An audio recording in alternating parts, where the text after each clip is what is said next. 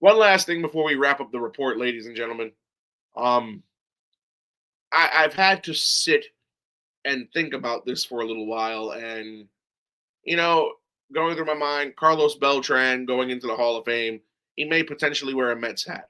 That's cool, but I have conflicting feelings on this. Now, I've always been, and this is going to be an unpopular opinion, and judging by my World Baseball Classic stance earlier in the show, this may be a show full of unpopular opinions, but that's why we make content and put our thoughts out there because we all have unique viewpoints. But nonetheless, um, Carlos Beltran, one of the all-time great switch hitting outfielders of his day that the game's ever seen.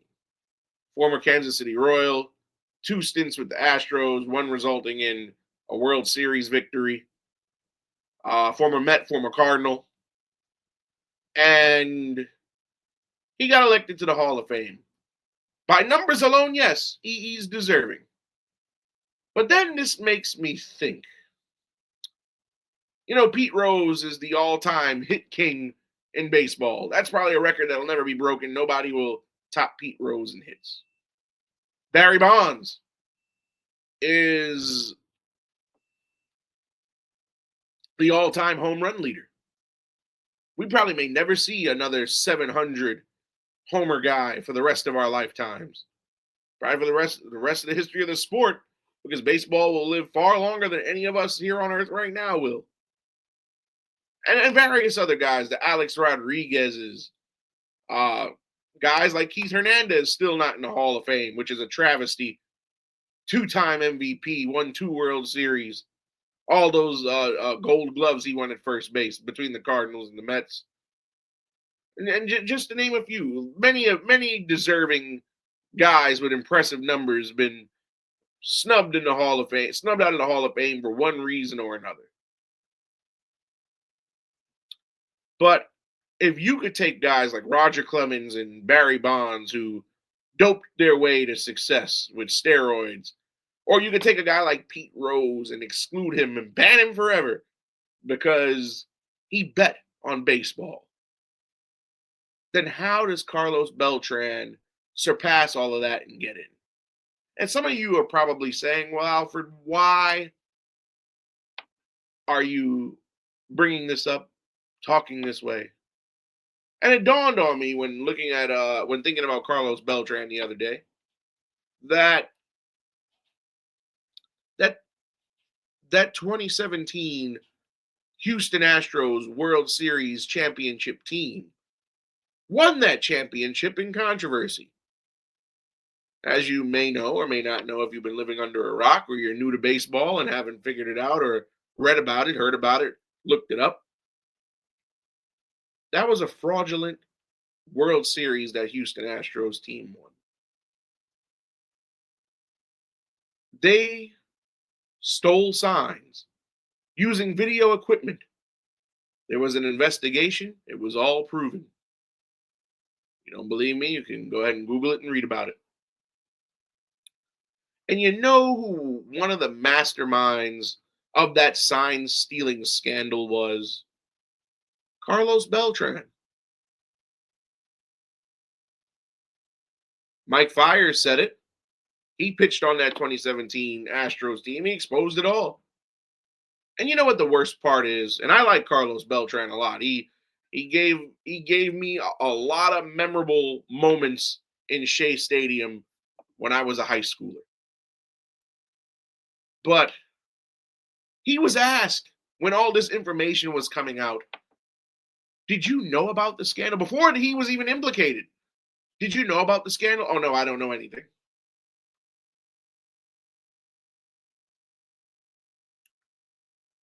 And then it come to find out, he was one of the masterminds, orchestrators, whatever you want to call it, behind the sign stealing scandal. I mean, Alex Cora was a part of it. So was A.J. Hinch. Cora has since been reinstated into baseball after being suspended for a year. He manages the Boston Red Sox. But Carlos Beltran, let's not forget, Going into the 2020 season, before Luis Rojas was hired as the manager of the Mets, Carlos Beltran was hired to be the manager of the Mets. And within a week of him being hired, the story broke. And the Mets said, we're going to have to part ways. So if the scandal wasn't even, if the scandal was so outrageous that he was forbidden to manage a team, he was immediately fired after being hired a week before. If his participation in orchestrating the scandal stopped him from being a manager in the sport, then why does it not stop him from being a Hall of Famer? Now, like I said, on paper, does he deserve to be in the Hall of Fame? Yes, I think so. But when compared to Barry Bonds, Roger Clemens, Alex Rodriguez, Rafael Palmeiro, Sammy Sosa, Mark McGwire, Pete Rose, shoeless Joe Jackson, who was accused of throwing a World Series. What makes Carlos Beltran get a pass over those names? Now, again, Carlos Beltran, great player. But baseball has a history of allowing those who have admitted wrongdoing and apologizing to go ahead and be inducted. But you look at some examples of that. And you look at Mike Piazza, who admitted to steroid use, and he got in the Hall of Fame. David Ortiz, Big Papi, another one. Admitted to the steroid use, they let him in the Hall of Fame. So Beltran feigned ignorance and lied to the people and said, no, I have no knowledge. I don't know what you're talking about. And was later proven to have orchestrated the whole thing.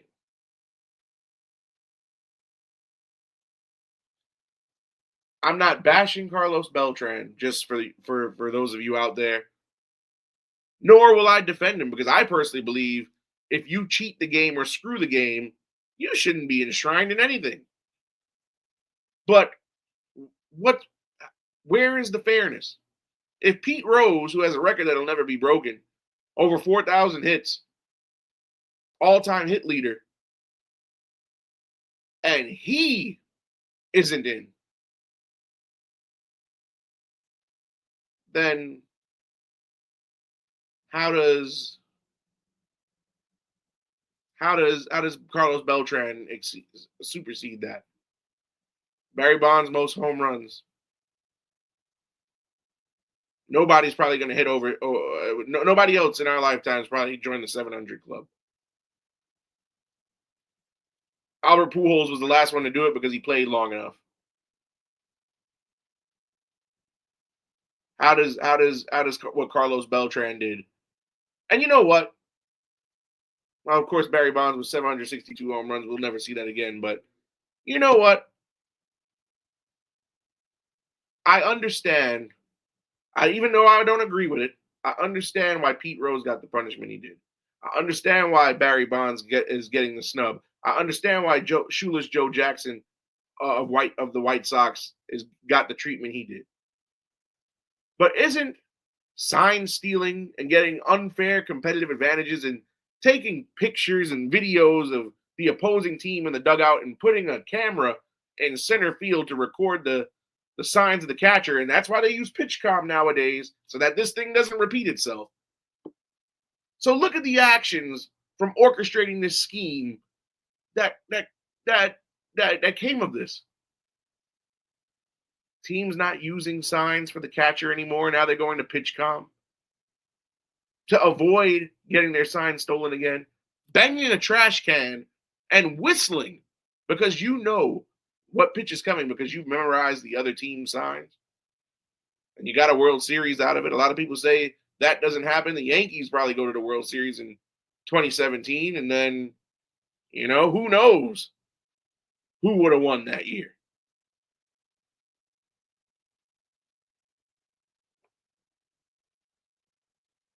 The Dodgers probably could have got a ring. We'll never know. Dave Roberts could have had his first one then instead of 2020. But if you punish Pete Rose and Joe Jackson and Barry Bonds for betting on the game, for taking supplements, for throwing games, I think orchestrating and organizing a sign stealing scandal or a sign stealing operation that turned into a scandal is just as much up there with those offenses. And the fact that he lied about it and said, I don't know anything about this, when he was the mastermind behind it, what he did wouldn't even allow him to manage a major league team after he was hired to be the manager. But they could put him in the hall. Make it make sense. I'm arguing on the behalf of others. I'm not saying he shouldn't be in, but I'm arguing on the behalf of others. If Pete Rose and Bonds and Clemens and all these other people and A-Rod and Shula's Joe can't get in for their crimes against baseball, as much as I love Carlos Beltran, he's got to sit out too. It's not like he was like Piazza and said, yeah, I took the steroids. I apologize. I'm sorry. But he didn't do that. He said, oh, I didn't know. When he didn't know because it was his idea.